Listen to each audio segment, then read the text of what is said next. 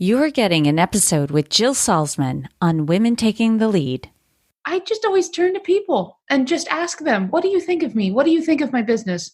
And as they describe their thoughts via email, in person, I used to jot down the adjectives they would use. Often it would be the word crazy, but I would write down all of the words to sort of get a better sense of how I'm viewed, how I align myself with those words, or to adopt them and go, oh, if this is how people see me, great. That's who I am. Hello, my name is Jody Flynn and welcome to Women Taking the Lead, where we are all about creating blasts of inspiration to help you overcome self-doubt so you can lead with confidence, integrity, and a sense of humor.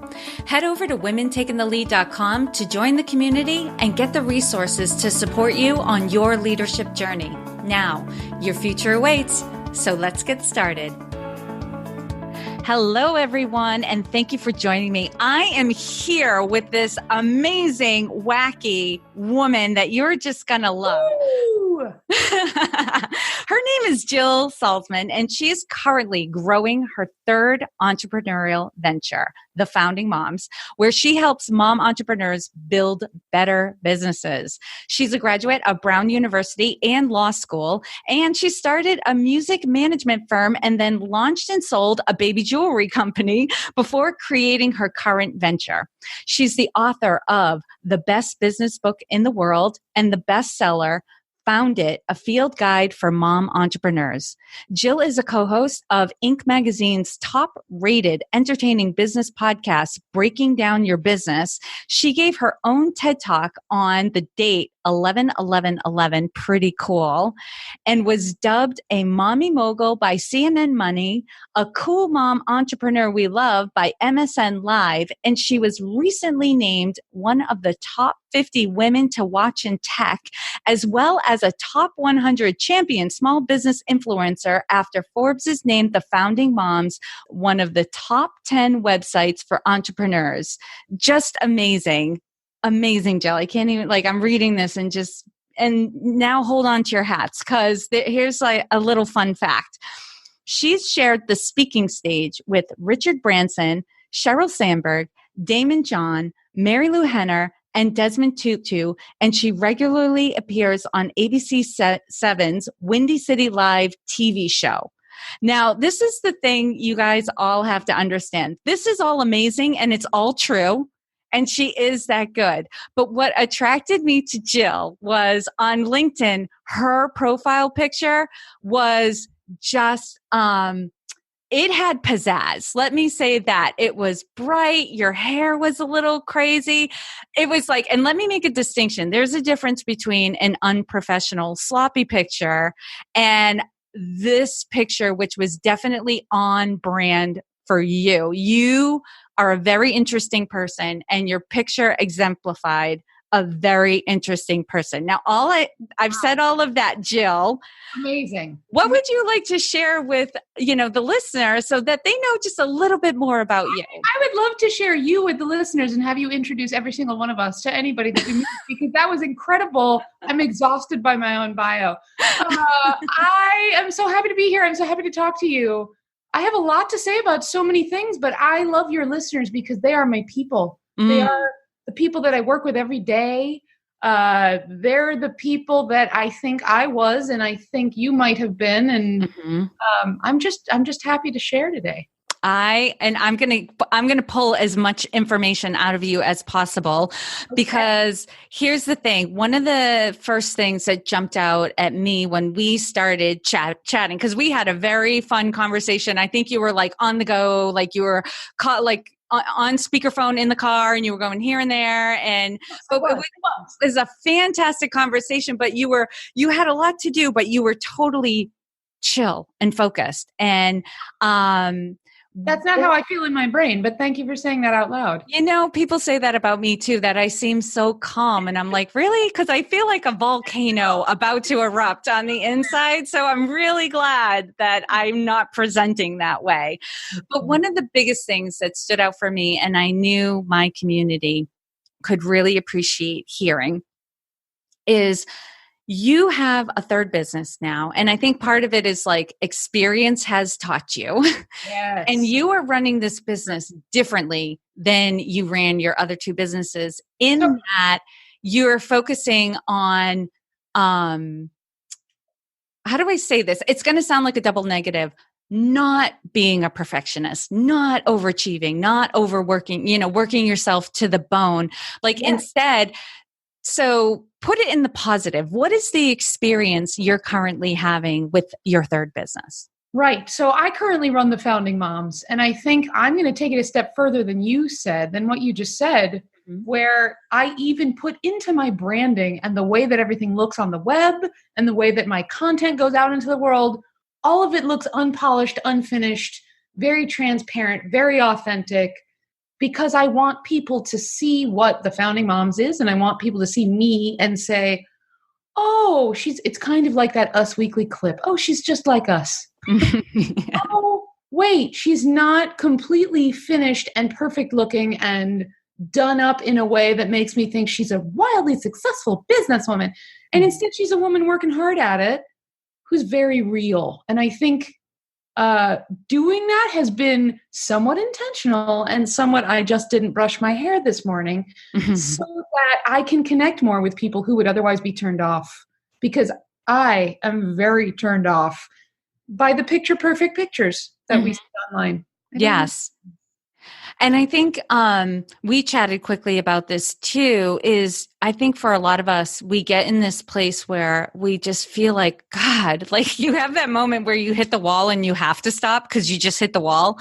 And your next thought is, I am working so hard. Yeah.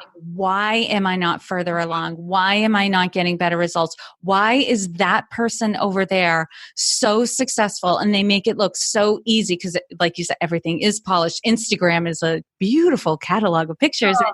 Like I'm working so hard. Like why is it coming easier to them than it is to me? And we come up with all these stories. We all know that that's all lies. We all know that's BS and that everybody uses those filters. And we know, and yet we still go to those places.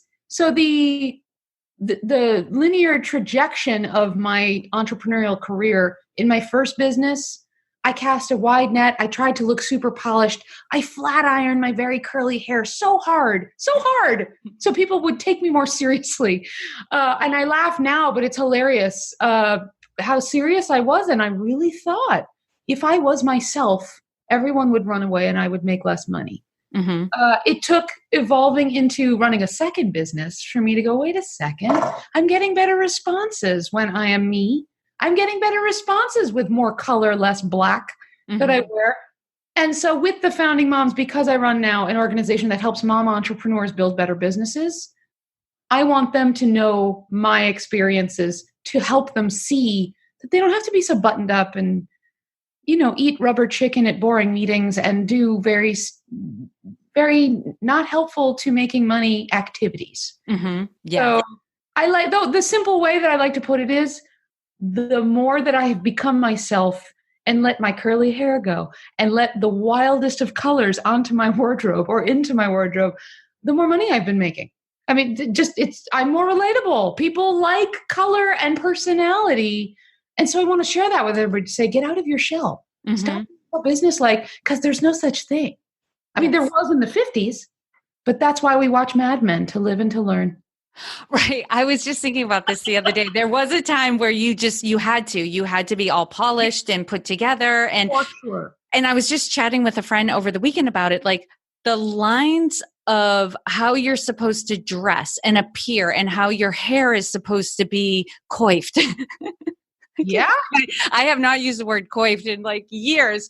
Because you don't have to in 20 so regimented. And it's so on the other side of the spectrum now. In fact, I was listening to Deepak Chopra has a new podcast, and he was interviewing a gentleman about artificial intelligence. And this guy, he's a young guy, he's a millennial, but he is attributed to having uncovered, the scams for artificial intelligence or bots on Facebook and, Russian intelligence and that sort of thing. Like he was a big part of discovering that, right? So he's brilliant. And at one point, this very articulate young, I say young in quotes, he was probably like 30, I'm not really sure, said, we don't think of many companies as hiring somebody like me. I've got green hair and a nose piercing. And I was like, what? Oh, that's so refreshing to hear. And it was refreshing to hear. I was like, God bless. And I have gone into companies where I've done trainings and somebody's wearing clothing that has the slashes in it. And I remember 10 years ago, you just would not, unless that would have been the horrifying. marketing firm, and even then it was depending on the marketing firm, you would not normally see that. And now I think we're looking more at who is this person, not how do they dress. Although to some degree, the folks who still judge or the folks who still fear people who are themselves because maybe they're not comfortable with themselves or they expect something from the 60s, 50s, wherever you want to go back to. Yeah. I definitely think that when people are deterred, once they, for example, like you saw my photo on LinkedIn, if they run or if they go, ooh, she doesn't look professional, I don't want to do business with her. It's great. I love it. I welcome it because please go. We're not a match. Mm-hmm. So it kind of also helps me just weed out the market that I'm trying to attract anyway. Mm-hmm. Yeah. It's a weeding tactic. Yes. I remember one of my coach mentors, even before I started my business, she was saying, about me that I have this nice bridge between, the business world and kind of the metaphysical, the spiritual and that sort of thing. She's like, a lot of business people are craving that. And you have a nice foothold in both. And she's like, so talk about spirituality. And it took me years to take this advice. She's like, talk about what's important to you. Talk about spirituality and energy and that sort of thing. And the people, she's like, because people are craving it. And then the people who don't like it won't waste your time. They won't bother to say, can we talk? They'll immediately, she's like, but if you're not upfront and you hide it, it takes people longer to realize you're not a good fit. And that makes perfect sense. And I want to go back to what you said earlier, where if I could sum it up, it's more about the relationship you're building with somebody as opposed to everything being perfect. And this can be true in corporate as well. We're talking a lot about business, but as somebody who worked in corporate and owned a business, they are parallel. They are parallel universes. And a lot of it is the same. It just appears different. And we can get caught up in the illusion that it's very different. Even in corporate, you are branding yourself. You are putting yourself out there. This is you and I keep on talking about external clothes, hair, because I'm the one who brought that up. But I think it's really all of it's a reflection of who you are on the inside. So if you're walking around your corporate offices or you're walking around your entrepreneurial little home office and you feel yourself, you're going to put yourself out there in a way where people go, oh, I can connect to that or not. Or I'm going to leave because she doesn't look corporate enough. Right. But if you're stuck in a place where it sounds like you were several years ago with spirituality, and I was several years ago with sense of humor and color in my wardrobe, we were stuck there not because it was because of our own fears. It was stuff we told ourselves.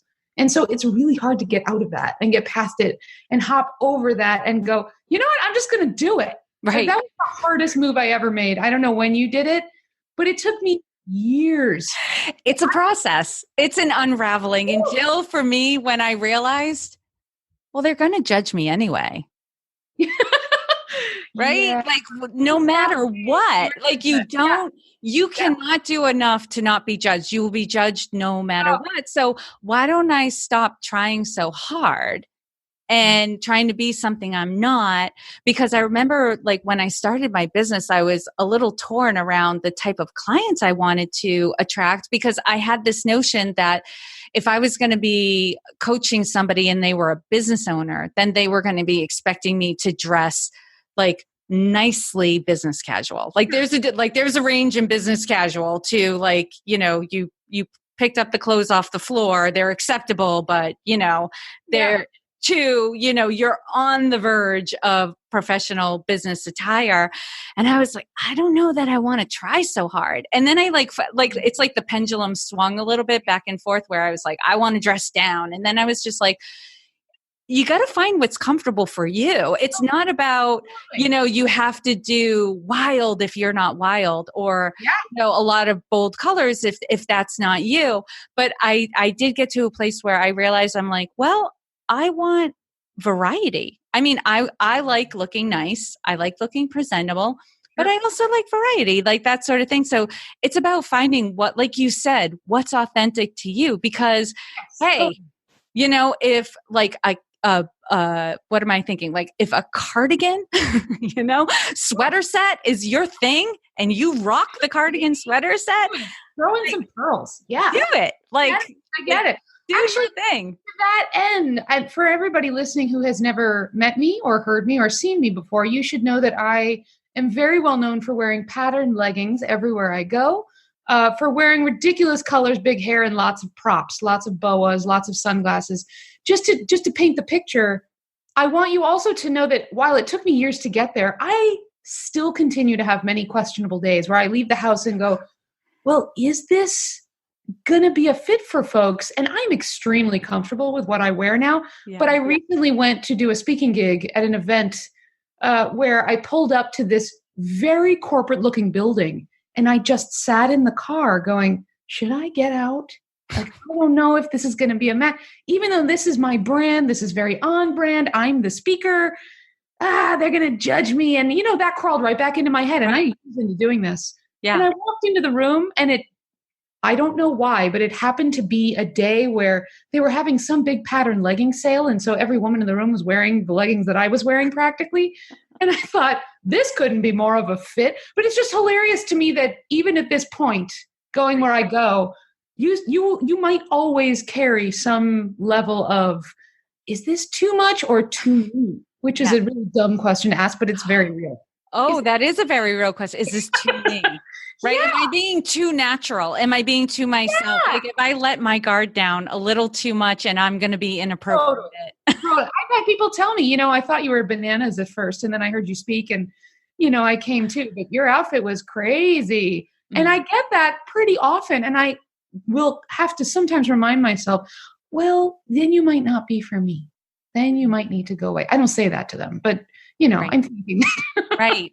And just to tie this across channels, because of course, like we both latched onto appearance and clothes, and that's a lot of fun to talk about for us, but it goes across the spectrum in terms of your website and your branding materials, and, whether you have like your Facebook page or flyers that you print, also making sure that those things are genuine to who you are. And that's important because and the point that Jill and I are trying to hit home is the more it's real for you, the more it's authentic to you, the less work it is. You don't have to try hard to be yourself. Like if you just stop trying to be something you're not, it gets a lot easier. I think it's a bit easier to do it online. We can hide behind screens. Mm-hmm.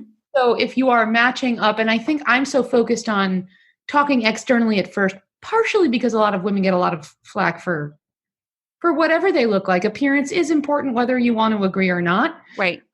But also because it does translate over to, I love what you said about that branding website. It translates over, but it's easier to be yourself in a way, or maybe I'm the only one who finds this, but it's easier to do it online. It's easier because you're behind a screen. You're hiding. Yeah. It's easy to hide and you can go, close your eyes and hold your breath, and are they going to like it? Way easier to do that online than in person.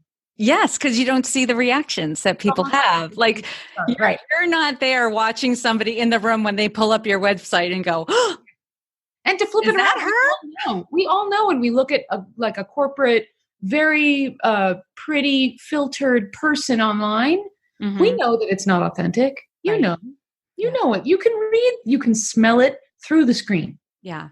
So I don't know why we all fall prey to that as well. Right. Well, it's like one of those things. It took me years coming out of corporate to stop doing the corporate speak. We all know what that is. There's words and terms that you use that keep everything vague and vanilla. Yeah. Right. So that nobody can tie you down to any particular commitment. Oh, yeah.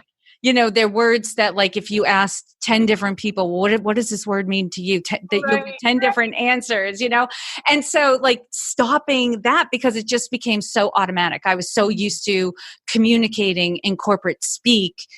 It took like paying attention and I'm going to say that's a lot of self-awareness that you have to do that. Mm-hmm. Because I can already feel if somebody's listening right now who is a perfectionist or knows that she tries a little too hard, it's really hard to hear, hey, you and I are giving her permission right now to stop trying so hard. Just be yourself. Right. It's really hard to swallow, I think. And I think a lot of people listening might be going, nah, that's not for me. I'm more professional than you guys. Right. Yeah. Like, no, I got to keep doing it. Well, it looks different for every person, right? I don't want this to just be platitudes, like be yourself. For each one of you, you probably know, like, when something doesn't feel like a good fit or you feel like you're putting on a show. Those are the moments you want to take a look at. Like if this was a room full of my family and friends, how would I show up? Right? Because that's probably more you. And it's not to say you become unprofessional or anything like that, but how can you bring more of yourself to your business and to your job? Because, like earlier when I said, I had a coach mentor who said people in business are craving to be able to talk about energy and spirituality and that sort of thing. People are craving genuine connections because there are so many like filters and, even with text messaging and email, you can edit it before you hit send, and it's correct, but it's not genuine, right? It's not real. And how much do we love the person who says it? Yeah. Right? Who just speaks the truth. Mm-hmm. And I think if people often, I used to wonder, well, how am I going to make this transition? How am I going to do it? I just always turn to people and just ask them, what do you think of me? What do you think of my business? And as they describe their thoughts via email, in person, I used to jot down the adjectives they would use. Often it would be the word crazy, but I would write down all of the words to sort of get a better sense of how I'm viewed, how I align myself with those words, to adopt them and go, oh, if this is how people see me, great. That's who I am. And if it feels right for you, right? Because you and I, one of the first things we talked about was crazy. Yeah. And what that means and what that looks like. And we all have our own brand. And like when I hear the term crazy, that does not put me off at all. I'm like, well, what brand of crazy are we talking about here? Yeah. And if somebody, if I like to compare it to brands, if you're more of the Apple brand, and you're sort of all white and a little snobbier and a little more, grammar snob, whatever kind of snob you are. And you sort of more put together than others. That's okay. That's totally fine. As long as that's you and who you really are at home, at work, in the world. Right. Because people will feel it. They'll feel. Totally. Or you could be genuine. Dallas, you could be Amazon. What's your brand? And obviously don't copy them. I'm just suggesting them for figuring out if you don't know where you live, who you are. Yeah. Yes. And if you are listening and you're struggling with this, like how do I even figure that out? Reach out to Jill and I. We'll have a conversation with you. This is fun stuff for us. But before we run out of any time, there's a couple more things we want to talk about. We could riff on this we really could for hours. Yep. But I want to hear about the best business book in the world. Like, what is this all about? Leaving off half the title, and that's the point. The full title of the book is The Best Business Book in the World, According to My Mom. Love it. Which was a pretty big mouthful and a bold title. But the book itself is a compilation of my daily emails that I send out to my Founding Moms members.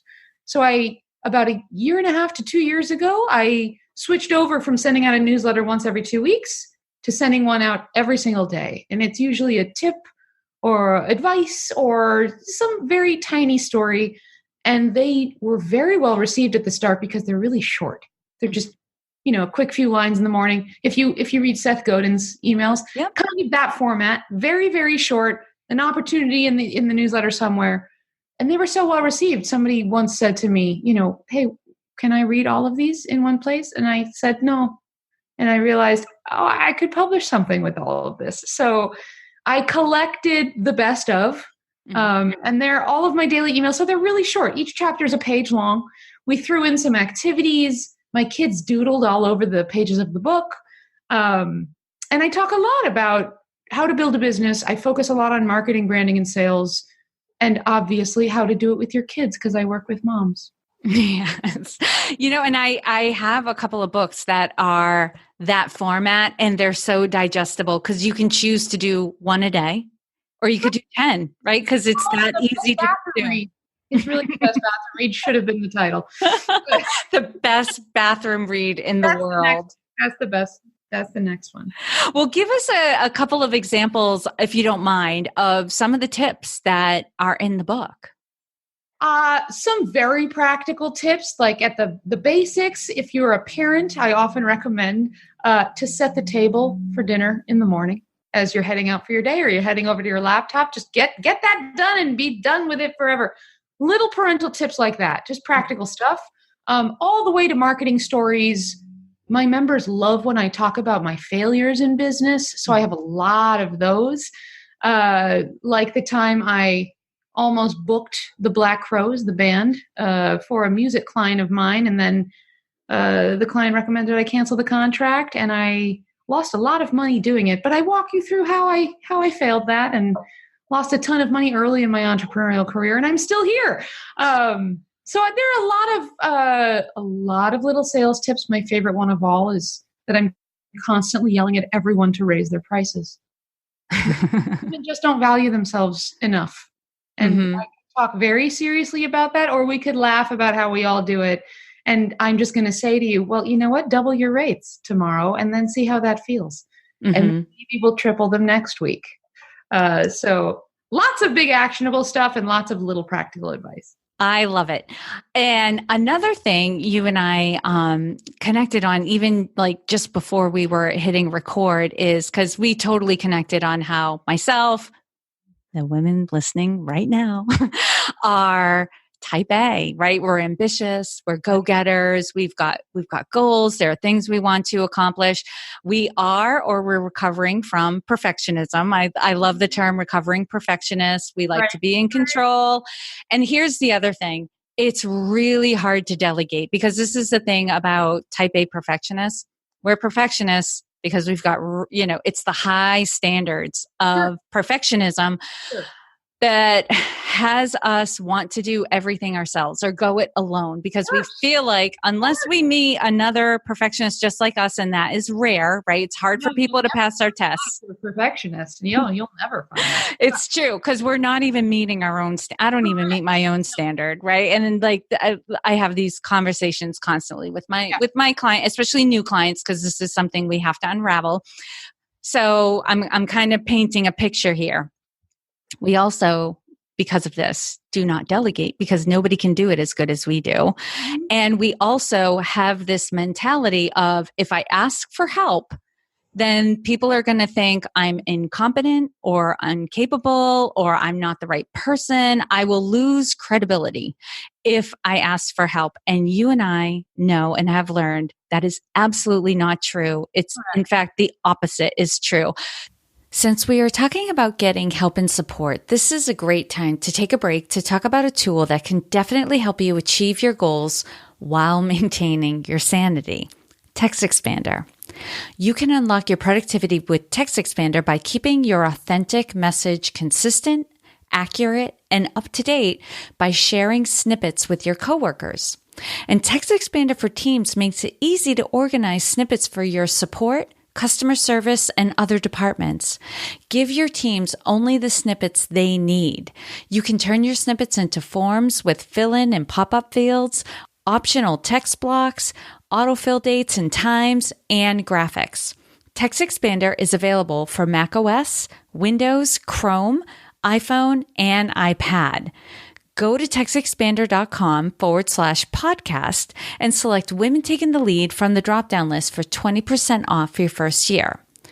So for 20% off that first year of Text Expander, you want to visit textexpander.com/podcast and select Women Taking the Lead from the drop-down list. Now, back to Jill Salzman.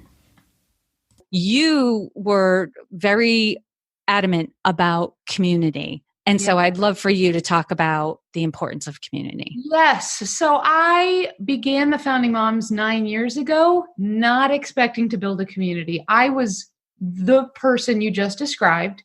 And I was desperate while pregnant with my second baby to find other women who were also super controlling, equally perfectionist. How am I going to run? At the time, I was running 2 different businesses. How am I going to do that with 2 kids in a tiny home office?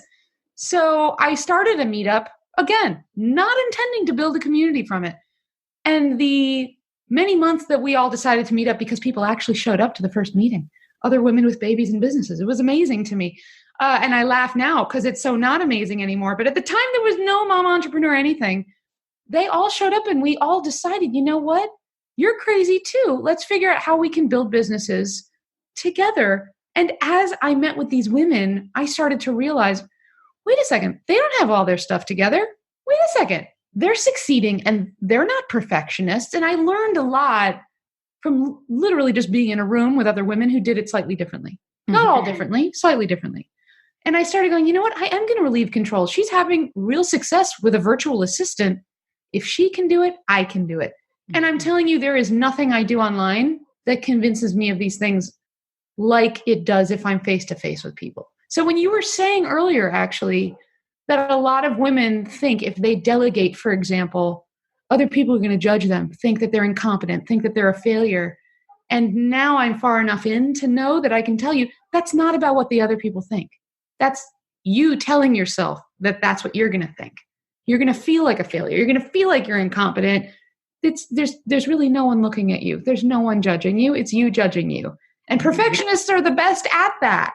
So I mean, other than going out and talking to people, finding a community, going to a local coffee shop and starting a conversation with strangers, you just have to force yourself to do it because there's no other way around it. Mm-hmm. And what we talked about before, no, there is no way around it. And actually, what we talked about earlier too is like you speed up the learning curve too, because when you start mixing and mingling with other people who've done different things, they've probably already been through what you're about to go through. Oh. And so they can give you recommendations. I can't even tell you how many times like I've been in a Facebook community, whether it's my own or I'm a part of somebody else's, and somebody says like, oh, I'm having trouble with this software. And somebody says, oh, you got to just go to file, go down, hit this, and you're fine. You want to get on a Zoom call?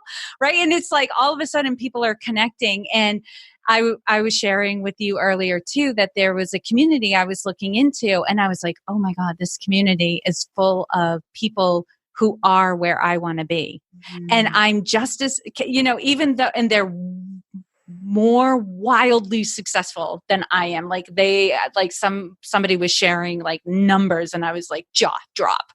And I was like listening to her and I was like, wait a minute, like she's not smarter than I am. She's not more capable than I am, but she knows something I don't know. Right. But if I was a part of her community, we could talk and she'd share it with me. Right. And this is really the benefit of like stopping trying to do it on your own, trying to figure it out yourself. You're slowing yourself down. Right. It's the Bill Nye the Science Guy quote that everyone else knows something that you do not. Right. Right. I can say it right, but there's a quote out there about yes, that. I love it. Yeah. And when you like stop trying to do it on your own and ask for help, you can, rather than feeling like a failure, I guarantee you're going to get the answers you seek and you're going to feel like a success. Like the branding conversation we were having earlier, it's really hard to figure out how that's going to feel, why it's not going to be scary. So it's one of those things you just have to do it. You just have to go out there, post something on Facebook, admitting something very vulnerable about yourself. Yeah. And you see that we're all going to love you and wrap you up in our arms and not go, oh my God, she's terrible at what she does. That never happens. I never think when somebody asks a question, I never think to myself, she's asking what? Like she didn't know that already. I never think that. The only place where that ever happens are those forums where we all know that moms post a little too much about what's going on with their children and the potty training. But that's really it. That's all. Nobody else is judging you. Wow, I feel just like an outsider on that conversation, man. No, I've heard enough from sisters and friends. I know and I've done a lot of babysitting myself. Right? No, we don't need potty training on Facebook. Thank you. Bye. That's hilarious. Yeah. So, I think thank you so much for just allowing us to have that conversation, because it is so important. And, the final thing I'll say and share is, because with my clients, asking for help can just feel so devastating. And what I say is, we'll start with not refusing help when it's offered. So let me paint a picture for you. You listening, you're carrying a bunch of bags out to the car. And somebody, right? This isn't a creeper. This is like somebody says, hey, can I help you with that? Your inclination is going to say, no, I got it. Mm-hmm. And what I want you to do is instead say, oh, thank you so much, and hand them some of your bags. Yes, please. Yes, please. And if you even want to share with them that it was a homework assignment for you to say yes to help, like, you can this is the thing. We're so oblivious to how often people offer to help us because we just think, nah, I got it.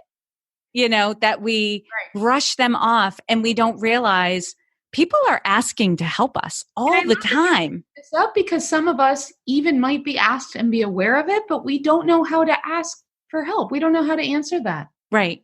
Hey, how or to just say, what am I supposed to say? I don't know. You could even make a little list of the top 5 things you need in the next week or 2. Yeah. And even if it's a small request, that's when you absolutely should say yes anyway. And here's the thing, because a lot of times we're taking care of, we're the person who takes care of everybody else. So it's really hard for us to switch gears and allow ourselves to be helped. So this is the thing I want everyone to kind of have a mindset shift around. How good does it feel for you when you're able to help somebody? So when you allow someone to help you, you're giving them that feeling.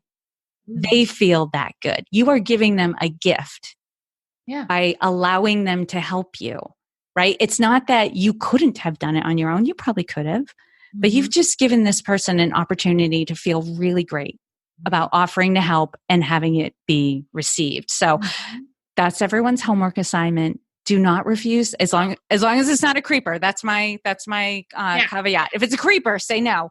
But if it's somebody somebody you trust, they offer to give you some help, the answer you are to give them is yes. And then let them help. Right? I love it. Jill, any final thoughts before we say goodbye? I feel inclined to ask you, do you need any help with anything? Jill, I need tons and tons and tons of help. I will put together my list and I will send it over. Yes. And if there's anything on that list that you feel comfortable helping me with, that would be great. I would love it. Truly, if anybody listening to this wants help in any way, please reach out. That can also be part of the homework. You can find me at foundingmoms.com. I'm at Founding Mom everywhere on the socials, even have at Founding Moms, plural. And I love to hear from people, strangers. I love hearing from strangers. I can hit delete. Jill doesn't care about creepers. So if you're a creeper, feel free. Feel free to reach out. I'll just delete you. But seriously, feel free to reach out because we have to help each other in this. The only way we're all going to succeed. Perfect. Thank you for letting everyone know where they can find you. And Jill, thank you so, so much for coming on, sharing your wisdom and your perspective with all of us. We are all better for having met you. Thank you. Thank you all for joining me on Women Taking the Lead. And to strengthen you on your own leadership journey, I'd like to send you off with a quote from Marianne Williamson. So here goes. Our deepest fear is not that we are inadequate. Our deepest fear is that we are powerful beyond measure. It is our light, not our darkness, that most frightens us. We ask ourselves, who am I to be brilliant, gorgeous, talented, fabulous? Actually, who are you not to be? You are a child of God. Your playing small does not serve the world. There is nothing enlightened about shrinking so that other people won't feel insecure around you. We are all meant to shine as children do. We were born to make manifest the glory of God that is within us. It's not just in some of us. it's in everyone. And as we let our own light shine, we unconsciously give other people permission to do the same. As we are liberated from our own fear, our presence automatically liberates others. Again, thank you for joining me, and here's to your success.